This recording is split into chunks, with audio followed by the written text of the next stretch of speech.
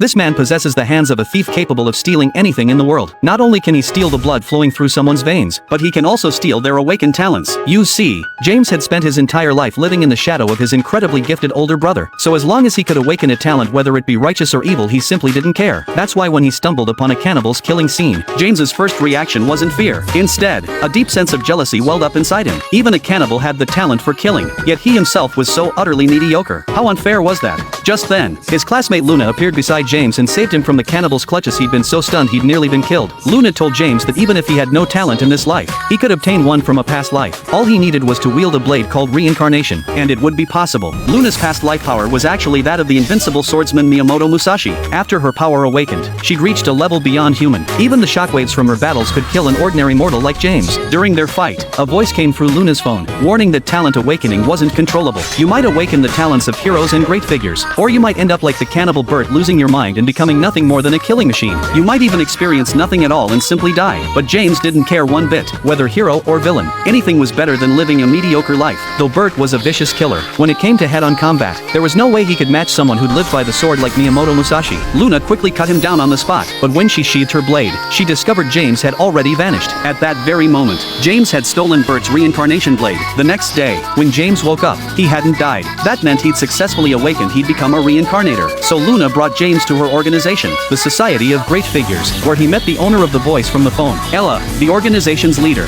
showed unusual favor toward James. Without even confirming who his past life was, she invited him to join the Society of Great Figures to help eliminate evil reincarnators. However, to better coordinate with Luna, Ella still needed to test James's abilities first. James's ability was called the Thief's Right Hand. It could ignore all barriers and steal items from within, even directly stealing the blood from someone's body. Its only weakness was its incredibly short range, only about 70 centimeters. So when James faced his first target for elimination, Barry, who had a piercing ability, he mainly played a support role. Naturally, Luna took the main attack position. Barry could release spikes at will, but for Luna, who wielded Miyamoto Musashi's power, he was hardly a challenge. If it weren't for Ella collecting data and requiring her to wait 10 minutes before killing Barry, Luna would have finished him off already. There was some kind of flaw in Luna's personality. She had an abnormal obsession with combat. Not being able to kill her opponent was unbearable torture for her, but Barry seized on this weakness, landing a devastating blow that seriously wounded Luna. Ella seemed to value James highly. Without any regard for Luna's life or death, she unhesitatingly ordered James to retreat. But James clearly had his own ideas. While Barry was focused on Luna, he decisively activated the Thief's Right Hand and stole something from inside Barry's body.